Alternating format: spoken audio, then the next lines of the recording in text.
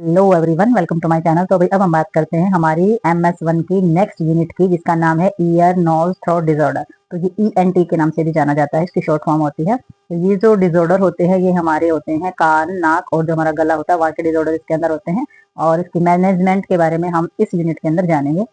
तो इसमें हमारे कुछ चैलेंज दिए हुए हैं यूनिट के, कि इस यूनिट के अंदर हम किस किस डिजीज के बारे में थोड़ा सा पढ़ेंगे। तो इसमें ऑटिट्स मीडिया है, ठीक है, अटलाजिया है, या फिर मेस्टॉइड्स है, या फिर ऑस्टियोसेक्लोरोसिस है जो हार्डिंग ऑफ ईयर के अंदर आती है, मैनेरिक डिजीज है, लेब्रेंथिस है, या फिर हमारी टेम्पैनिक मेम्ब्रेन्स की जो परफोरेशंस है जो TMP बोली जाती है, इम्पैक्ट वैक्स है, फोर्जन्स बॉडीज इन ईयर है, या ऑटोटॉक्सिटी है, या फिर हमारा जो डिफनेस होती है, इनके बहरापन होता है, और हमारी हियरिंग एड्स है, speech defence and it's therapy है, कॉमन कोल्ड्स है, रिहाइनिट्स है और साइनिट्स है, या फिर हमारे जो लैरेंक्स की जो सूजन होती है, फेरेंक्स की सूजन होती है, टॉन्सिल्स होते हैं, एडनोडिट्स होती है हमारी, और हमारी एपेटिक। तो एक एक करके हम सारी की सारी डिजीज के बारे में इसमें पढ़ेंगे। फिर हमारी आ जाती है इसमें नर्सिंग इंटरवेंशन, ठीक है, ENT डिसऑर्डर का।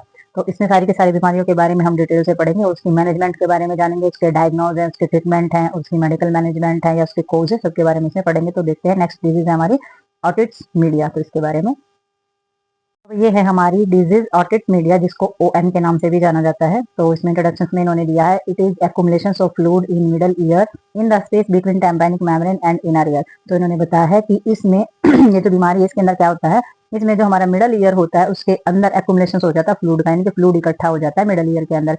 और स्पेस किसके बीच में होता है, हमारा टेम्पैनिक मेम्ब्रेन और जो हमारा इनर ईयर होता है उसके बीच में जो स्पेस पाया जाता है उसके अंदर ये हो जाता है। और मिडल ईयर के अंदर फिल हो जाती है हमारी air, but sometime get filled with the mucus and fluid. तो वैसे तो एयर फिल हो जाती है इसके अंदर, बट कई बार ऐसा भी होता है कि इसके अंदर जो है फ्लूइड और म्यूकस जो है वो इकट्ठा हो जाता है।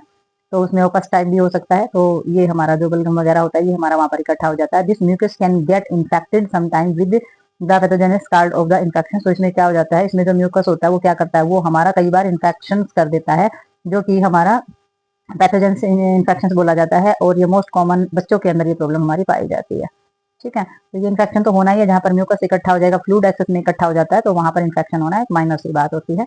तो ये हमारे यहाँ पर इन्फेक्शन होना स्टार्ट हो जाएगा। तो इसमें डेफिनेशन में बताया है, it is the inflammation of middle year of infection of middle year caused by the entrance of the pathogenesis organism. तो इसमें जो इन्फ्लेमेशन होती है वो हमारी मिडल ईयर की इन्फ्लेमेशन होती है, और जो इन्फेक्शन होता है वो हमारे मिडल ईयर में इन्फेक्शन होता है। और पैथोजेनिक ऑर्गेनिज्म की इंट्रेंस, यानी कि पैथोजेनिक जो हमारी बीमारी फैलाने वाले जो ऑर्गेनिजम्स होते हैं, सूक्ष्म जीव होते हैं, उनकी वजह से ये इन्फेक्शन हमारा होता है, ठीक है। तो नेक्स्ट इसमें हमारी बताई गई है टाइप। तो टाइप में मेनली हमारी 3 टाइप इसमें बताई गई है। एक होती है हमारी एक्यूट ऑटिट्स मीडिया, जो हमारी सुपरेटिव ऑटिट्स मीडिया हम इसको बोलते हैं। एक होती है हमारी सीरियस, और तीसरी होती है कॉर्निक। तो एक होती है हमारी शुरुआत, एक होती है कंडीशन बहुत ही ज्यादा सीरियस हो जाए, और एक होती है कॉर्निक, यानी कि जो लंबे समय तक हमारी चलती रहती है। तो इसके अंदर हम देखेंगे कि भाई इन्होंने एक्यूट में बताया कि ये है एक्यूट इन्फेक्शन है, यानी कि जो इन्फेक्शन स्टार्ट होता है मिडल ईयर के अंदर, तो लास्टिंग लास्ट से तो ये अंत तक, यानी कि जो 6 हफ्ते हैं तब तक ये हमारा चलता है। सीरियस में क्या हो जाता है, इसमें इट मीन से एक्यूमुलेशन से जो हमारा सीरोस जो फ्लूइड होता है वो हमारा इकट्ठा हो जाता है मिडल ईयर के अंदर without evidence of active infection. तो इसमें क्या होता है, कोई एविडेंस, कोई सबूत नहीं होता इस चीज का, और इन्फेक्शन जो है वो एक्टिव हो जाता है, but fluid result from the negative pressure. तो इसमें क्या होता है, जो फ्लूइड हमारा इकट्ठा होता है नेगेटिव प्रेशर डालना स्टार्ट हो जाता है, और middle ear caused by the obstruction tube obstruction. तो इसमें क्या आ जाती है, इसकी वजह से मिडल ईयर के अंदर पाई जाने वाली जो ऑब्स्ट्रक्शन ट्यूब होती है, जो हमारी एयर प्रेशर बनाने का काम करती है, उसके अंदर रुकावट पैदा होनी स्टार्ट हो जाती है। तो ये इसका रहता है रीजन।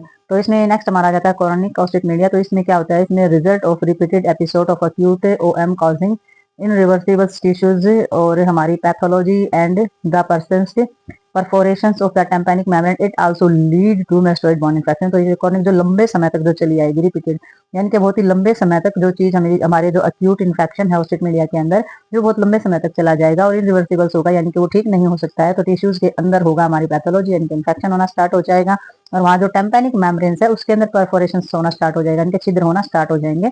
और ये क्या लीड करेगा, ये हमारी जो मेस्टोइड्स बोन होती है उसके अंदर इन्फेक्शन करना स्टार्ट हो जाएगा, ठीक है। तो हमारे कारण क्या क्या रहते हैं इसके, तो एक पैथोजेनिक इन्फेक्शन है, सबसे पहला तो कारण यही है हमारा, क्योंकि पैथोजेनिक आया है दोनों सारी जगह। तो पैथोजेनिक्स में कौन कौन सी चीजें आ जाती है, सारे हमारे जीवाणु, विषाणु, कीटाणु, ये सब आते हैं इसके अंदर। तो सबसे पहले इसमें बैक्टीरिया आ जाएगा, सेप्टोकॉकस, और पेनिमोनियस जो हमारा होता है वायरस आ जाता है, अपर रेस्पिरेटरी इन्फेक्शन हो जाए, सेनेसिस हो जाए, और इसमें एलर्जिक रिएक्शंस हो जाए और फोर्जस बॉडी बाहर में बाहर का कान में कोई पदार्थ पदार्थ चला जाए, कोई स्किन का चला जाए, पानी चला जाए, या कई बार मच्छर वगैरह भी कान के अंदर चला जाता है, तो ये भी रीजन बन सकते हैं। और indicate treatment of acute otitis media, तो इंडिकेट्स ट्रीटमेंट जिस तरीके के इंडिकेशंस होते हैं उसी तरीके का हमारा जो एक्यूट ओटिटिस मीडिया होता है उसके अंदर इलाज जो है वो किए जाते हैं। तो नेक्स्ट इसमें आ जाता है हमारा क्लिनिकल मैनिफेस्टेशंस। तो क्लिनिकल मैनिफेस्टेशंस के अंदर एक्यूट से ओटिटिस मीडिया में आ जाएगा हमारा पेन। तो पेन तो इसमें है ही, एक नॉर्मल चीज है, पेन आ जाएगा। और इसमें प्लूरेंट डिस्चार्ज होना स्टार्ट हो जाता है, यानी कि कान से जो बहाव होता है, जो पानी निकलना होता है पीले रंग का, इरिटेबिलिटी होती है, चिड़चिड़ापन हो जाता है, भूख लगने की समस्या हो जाती है, कान से सुनना भी बंद हो जाता है और बुखार अराइज हो जाता है हमारा 104 डिग्री फ़ारेनहाइट से 105 डिग्री फ़ारेनहाइट तक हमारा जा सकता है। सर दर्द हो जाएगा, मन मचलेगा, उल्टियां आ सकती हैं। ये सारे के सारे क्लिनिकल मैनिफेस्टेशंस के अंदर हम चीजें देखेंगे, ये हमारे साइन और सिम्टम्स होते हैं।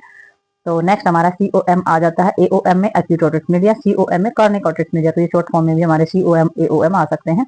तो ओटलाजिया के अंदर हमारा ओटलाजिया बोला जाता है हमारे ईयर के पेन को, कान के अंदर होने वाले दर्द को। ये हमारा जो इसके अंदर होता है, परफोरेशन हो जाती है, टाइम्पैनिक मेम्ब्रेन के अंदर छिद्र होना स्टार्ट हो जा सकते हैं। और टेनिटस यानी कि जो रिंगिंग घंटिया की जो साउंड आती है कान के अंदर से वो आनी स्टार्ट हो सकती है। डिजीनेस आ जाए, चक्कर वगैरह आने स्टार्ट हो सकते हैं। और हमारी जो ट्यूब होती है उसके अंदर रुकावट पैदा हो सकती है और हमारी ब्लीडिंग हो सकती है। टाइम्पैनिक मेम्ब्रेन से जो है वो क्या हो जाएगी, वो ब्लीडिंग होना स्टार्ट हो जाएगी। ब्लीडिंग का मतलब क्या होता है, उसका निर्माण होना यानी फैलना स्टार्ट हो सकता है टाइम्पैनिक मेम्ब्रेन के अंदर। तो अगर देखते हैं इसमें हम थोड़ा सा इसके अंदर हम देखेंगे पैथोफिजियोलॉजी। तो पैथोफिजियोलॉजी के अंदर क्या आएगा, ड्यू टू इन्फेक्शन, पहले तो सबसे पहले इन्फेक्शन होता है। इन्फेक्शन के अंदर क्या होगा, इन्फ्लामेशन हो जाएगी हमारी, और जो सूजन है वो हो जाएगी, और स्टिचेस जो ट्यूब और मिडल ईयर जो है उसके अंदर सूजन भी हो जाएगी, और हमारी जो इन्फ्लेमेशन है वो भी हो जाएगी। तो इसमें क्या हो जाएगा, मिडिल ईयर का जो एरिया होता है वो बहुत ही सीरियस हो जाएगा, और क्या होगा, थिकनेस बढ़ जाएगी उसके अंदर, और पस फॉर्मेशन होनी स्टार्ट हो जाएगी, यानी कि उसके अंदर प्लूरेंट और पस फॉर्मेशन हो जाएगी, पस बनना स्टार्ट हो जाएगा। और लीड क्या होगा, जो टाइम्पैनिक मेम्ब्रेन है उसके अंदर परफोरेशन यानी कि छिद्र होना स्टार्ट हो जाएंगे, इन्फेक्शन होना स्टार्ट हो जाएगा। फिर हमारा क्या होगा, इसके अंदर जब हमारी परफोरेंस टाइम्पैनिक मेम्ब्रेन के अंदर परफोरेशन हो जाती है तो एक्युमुलेशन से हो जाता है हमारा पस इन्फ्लेमेंट्री हो जाएगी, पस के कारण इन्फ्लेमेंट्री होगी यानी कि सूजन हो जाएगी, और मिडल ईयर की जो कैविटी होती है उसके ऊपर प्रेशर आना स्टार्ट हो जाएगा। तो जब उसे प्रेशर आना स्टार्ट आ जाएगा तो may lead the necrosis of tissue, तो फिर वो टिश्यूज को प्रॉब्लम करना स्टार्ट करेगा, टिश्यूज को हानि पहुंचाएगा। जब टिश्यूज को हानि पहुंचेगी तो हमारी जो टाइम्पैनिक मेम्ब्रेन है वो डैमेज होनी स्टार्ट हो जाएगी, और जब हमारी टाइम्पैनिक मेम्ब्रेन डैमेज हो जाएगी तो कंडक्टिविटी हियरिंग लॉस हमारा हो जाएगा, यानी कि हमें अच्छे से कोई भी चीज सुनाई नहीं देगी। ठीक है, तो इसमें हमारे एक्सटेंशन इन इन्फेक्शन में ओकर इनटू द मैस्टोइड्स सेल्स से, तो इसमें हमारा क्या होगा, इसमें इन्फेक्शन के कारण हमारे मैस्टोइड सेल्स जो होते हैं वो हमारे बाहर होंगे, और इसमें मैस्टोइड्स होना स्टार्ट हो जाएगा, यानी कि मैस्टोइड्स पे बोन होती है उसके अंदर इन्फेक्शन होना स्टार्ट हो जाएगा हमारा।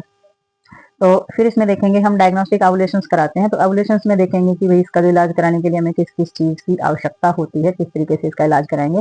सबसे पहले डायग्नोस्टिक में देखेंगे हम फिजिकल एग्जामिनेशन किया जाएगा हमारे ईयर का। दूसरा हमारा एस्ट्रोस्कोपिक एग्जामिनेशन किया जाएगा जिसमें विजुलाइजेशन ऑफ ईयर बाय ऑस्टोस्कोप। तो देख सकते हैं ऑस्टोस्कोप के साथ हमारे कान के अंदर सारी की सारी चीजें देख ली कि अंदर की कंडीशन है कैसी है, जो छोटी से बारीक चीज इसके द्वारा देखी जा सकती है। ठीक है, ऑडियोमेट्री कराया जाएगा, ऑडियोट्री कैनाल्स जो होती है उसकी जांच की जाएगी, और टेम्पेनोमेट्री उसके अंदर जो टेम्पेनिक मेम्ब्रेन्स की जाएगी। कल्चर और सेंसिटिविटी टेस्ट जरूर किया जाएगा हमारे कान के अंदर, किस तरीके का पल्स है, किस तरीके की चीजें, किस तरीके की एक्टिविटी सेंसिटिविटी चल रही है। और माइक्रोस्कोपी व्यूज जो है वो दिखा जाएगा, बारीक से बारीक जगह पर बारीक से बारीक चीज को चेक किया जाता है, और MRI जो है वो कराई जाती है हमारे ईयर की।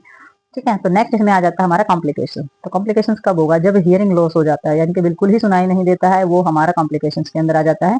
और पैरालिसिस हो जाए, अगर फेशियल नर्व हमारे फेस में पाए जाने वाले जो नर्व होते हैं अगर उनमें पैरालाइज हो जाए, किसी तरीके का ऑब्स्ट्रक्शन हो जाए, मेंजाइटिस हो जाए, हमारे ब्रेन में किसी प्रकार की सूजन, मैस्टोइड्स यानी कि हमारी जो मैस्टोइड्स बोन होती है उसके अंदर किसी प्रकार की इन्फ्लेमेटरी हो जाए, तो वो चीजें हमारी कॉम्प्लिकेशंस के अंदर आएंगी, रुकावट पैदा करने के काम करेंगे। मैनेजमेंट में इसमें हम देखेंगे, मेडिकल मैनेजमेंट में हमारा जो इसमें ब्रॉड स्पेक्ट्रम्स होता है वो एंटीबायोटिक थेरेपी होती है, यानी कि सबसे पहले मेडिकल मैनेजमेंट के अंदर एंटीबायोटिक थेरेपी इसमें दी जाएगी, जैसे कि अमोक्सिसिलिन जो होती है, अमोक्सिसाइक्लिन, यानी कि ये हमारे ड्रग्स के नाम है, ये एंटीबायोटिक ड्रग्स होते हैं जो हमारी दी जाती है कान की प्रॉब्लम्स के या इन्फेक्शन के अंदर। तो नेक्स्ट देखते हैं इसमें मैनेजमेंट में और क्या क्या है। तो इसमें और ड्रग्स भी दिए हुए हमारे, पेनिसिलिन दिया हुआ है, माइक्रोलाइडस दिया हुआ है जो कि हमारी एजिथ्रोमाइसिन है, यानी कि ये सारे के सारे क्या है हमारे, ये हमारे ड्रग्स के नाम है जो कि हमारी इन्फ्लेमेटरी को कम करने का काम करते हैं। और ट्रिमी पैथोप्राइंस दिया हुआ है, या सल्फर मेथोक्सोल दिया हुआ है जो कि हमारा बैक्टीरियम होता है, may be use of penicillin energy. ठीक है, तो इसको यूज किया जाता है पेनिसिलिन एलर्जी जो होती है उसके अंदर, उसको ठीक करने के लिए एंटीहिस्टामिन दिए जाते हैं। एंटीहिस्टामिन हमारे एलर्जी को ही कम करने के काम आते हैं। कैनुरामाइन्स जो हमारे मैलेट्स होते हैं या फिर हमारे कैलोरोफेरेमाइंस होते हैं या फिर हमारे जो NSAID यानी कि हमारे जो नॉन स्टेरॉइड्स एसिड जो हमारे होते हैं सारे के सारे ड्रग्स जितने भी हमारे पाए जाते हैं इन्फ्लामेशन और सूजन और दर्द को कम करने के लिए, जैसे कि निमोस्लाइड्स दिया जाता है, तो ये सारे के सारे हमारे इन्फ्लेमेशन को कम करने के लिए दिए जाते हैं। और एंटीसेप्टिक ईयर वॉश दिए जाते हैं, कान को साफ करने के लिए एंटीसेप्टिक दिए जाते हैं, और एंटीबायोटिक थेरेपी दी जाती है, जो कि कॉर्निक ऑटिस मीडिया के अंदर बहुत लंबे समय तक अगर प्रॉब्लम चलती आ रही है ऑटिस मीडिया की, तो इसमें ईयर को पहले साफ किया जाएगा अच्छी तरीके से और फिर एंटीबायोटिक जो है वो दिए जाएंगे उसके इन्फेक्शन को ठीक करने के लिए। नेक्स्ट हमारा इसमें आ जाता है सर्जिकल मैनेजमेंट। तो सर्जिकल मैनेजमेंट में हमारी 2 टाइप्स में बताई गई है। तो एक हमारी माइक्रोनोगोटॉमी दी गई है इसके अंदर, माइक्रोनो इसमें इंसेशन किया जाएगा और ईयर ड्रम से जो है correct in artificial opening either to allow infected fluid of drain and the middle ear in acute otitis media. तो इसके अंदर क्या किया जाता है, इसमें सर्जरी की जाती है, हमारा जो ईयर ड्रम होता है उसके अंदर चीरा लगाया जाता है, आर्टिफिशियल ओपनिंग की जाती है और उसके अंदर जो है इन्फेक्टेड फ्लूइड जितना भी होता है उसको बाहर निकाला जाता है। जो मिडल्स एरिया के मिडल्स ईयर जो हमारा होता है मिडल ईयर, उसके अंदर पाए जाने वाला जितना भी इन्फेक्शन और पास होता है उस फ्लूइड को बाहर निकालने का काम किया जाता है एक्यूट मीडिया में। और दूसरा हमारा आ जाता है टेम्पेनोप्लास्टी। तो टेम्पेनोप्लास्टी के अंदर क्या किया जाता है, ये सर्जिकल रिपेयरिंग है जिसमें हमारे टेम्पेनिक मेम्ब्रेन जो होती है उसको सर्जरी करके उसको रिपेयर किया जाता है हमारे ईयर ड्रम्स को ग्राफ्टिंग के द्वारा। तो ये 2 टाइप की सर्जरी हमारी इसके अंदर बताई गई है कान की, कि भी किस तरीके से कान की सर्जरी हमारी की जाती है। तो अब हम इसमें देखेंगे हमारी नर्सिंग मैनेजमेंट की, नर्स जो है उसको क्या करना चाहिए, क्या मैनेजमेंट करनी चाहिए पेशेंट को रिकवरी कराने के लिए। तो इसमें सबसे पहले उसने क्या करना है, एसेस करना है पेन पर लोकेशंस इंटेंसिटी। तो पेन जो है हमारा जो पेशेंट होता है उसके पेन देखना है कि कौन सी लोकेशन पे पेन है, कहाँ पेन है और कितनी इंटेंसिटी है हमारे पेन की, ठीक है। तो दूसरा उसने देखना है एडमिनिस्ट्रेशन कराने हैं एनालिसिस और प्रिस्क्राइब द रिलीफ पेन। तो दर्द को कम करने वाले हमारे जितने भी ड्रग्स होते हैं जो डॉक्टर के द्वारा प्रिस्क्राइब किए गए हैं वो सारे के सारे पेशेंट को देने हैं। एडमिनिस्ट्रेट करानी है एंटीबायोटिक, जो ऑर्डर दिए गए हैं वो सारे के सारे एंटीबायोटिक जो वो एडमिनिस्ट्रेट कराएंगे। और नेक्स्ट हमारा जो कॉर्टिकोस्टेरॉइड्स होते हैं जो हमारे इन्फ्लेमेशन से रिलीफ करते हैं, इन्फ्लेमेशन को कम करने के काम आते हैं, वो भी देने हैं पेशेंट को। और we should encourage patient use the local warm up compression of the heating pad of a promote comfort by the relief symptoms. तो आपको पेशेंट को जो है इनकरेज करना है कि भाई वो लोकल वार्म अप जो है वो करते रहे, जो हीट होती है वो क्या करती है, वो प्रमोट करती है और कंफर्ट देती है और सिम्टम्स वगैरह को भी कम करने का काम करती है। वी शुड एडवाइज, और आप जो है सलाह दे सकते हो पेशेंट को, not instil anything in the ear. तो आप पेशेंट को ये भी एडवाइस दे सकते हो किसी की जो पेशेंट होता है वो किसी भी चीज का जो है अपने ईयर को नुकसान पहुंचे, ऐसी कोई भी चीज ना करे जो उसके कान को किसी भी प्रकार का नुकसान पहुंचे, ठीक है। तो इसमें आप और क्या सलाह देंगे, आप पेशेंट को ये सिखा सकते हैं कि आपने अपने कान का जो एरिया होता है वो बिल्कुल ड्राई बनाए रखना है। तो आपने अवॉइड करना है, जैसे शावर करते हैं आप या आपने हेयर वॉश कर रहे हैं या फिर आप स्विमिंग कर रहे हैं तो उन सभी चीज़ों को करते समय आपने इन चीज़ों पर रोकथाम लगा देनी है ताकि आपके कान का जो एरिया है वो बिल्कुल ही ड्राई रहे। और प्रिवेंट करें वाटर टू मिडल ईयर, तो मिडल ईयर के किसी भी पार्ट के आसपास और उसके अंदर वाटर ना जाए, ठीक है। रिड्यूस करना है आपने मिनिमाइज इन्वायरमेंटल नॉइस, जो आपने ऐसा प्रबंध करना है, ऐसा कंफर्ट देना है कि भी किसी प्रकार का शोर शराबा जो है वो नहीं होना चाहिए। तो ये नर्सिंग मैनेजमेंट के अंदर आ जाता है, नर्स ने प्रबंध करने हैं पेशेंट के लिए। नेक्स्ट हमारा आ जाता है नर्सिंग डायग्नोज। फिर डायग्नोज जब नर्स करेगी तो उसमें कौन कौन सी चीजें देखेगी, सबसे पहले देखेगी नर्सिंग डायग्नोज के अंदर एसोसिएशन ट्यूब्स डाई फंक्शन। तो ये हमारे क्या है, रिस्क इन्फेक्शन। तो इन्फेक्शन के खतरे से बचाने के लिए हमारे एसोसिएशन ट्यूब और उसके काम जो किस तरीके से फंक्शन कर रही है वो चेक करेगी अच्छे से। दूसरा अलर्टेड ऑडिटरी सेंसेशंस, और जो हमारे perceptions related to fluid accumulations of middle ear. तो हमारे मिडल ईयर के अंदर जो फ्लूइड जो इकट्ठा हो जाता है उससे रिलेटेड जो हमारे फ्रिक्शन सेंसेशन है ऑडिटरी कैनाल्स के, वो सारे के सारे उनके प्रति अलर्ट रहेगी, सारे के सारे चेक करते रहेगी। ओटालेजिया जो हमारा जो पेन होता है उससे रिलेटेड हमारी बीमारी और कंडीशन को भी देखेगी। और फिर देखेगी हमारा इम्पेयर्ड यानी कि कमी देखेगी communication related to otalgia and the hearing loss. सुनने में कमी हो रही है या दर्द हो रहा है उससे रिलेटेड जो कम्युनिकेशन की जो कमी है उस पर भी ध्यान देना है कि भाई पेशेंट बता नहीं पा रहा है या आप सुन नहीं पा रहे हो या बोल नहीं पा रहे हो, किस तरीके से कौन सी चीज में कमी है, तो वो सारी की सारी चीजें आपने चेक करनी है। और knowledge deficient related to disease process, और बीमारी का जो प्रोसेस को लेकर के अगर किसी भी तरीके की नॉलेज की जो कमी है उस पर भी ध्यान आपने देना है। तो ये जो डिजीज है ये हमारी होती है यहीं पर कंप्लीट। तो मिलते हैं नेक्स्ट डिजीज में और नेक्स्ट वीडियो के साथ, तब तक के लिए बाय बाय।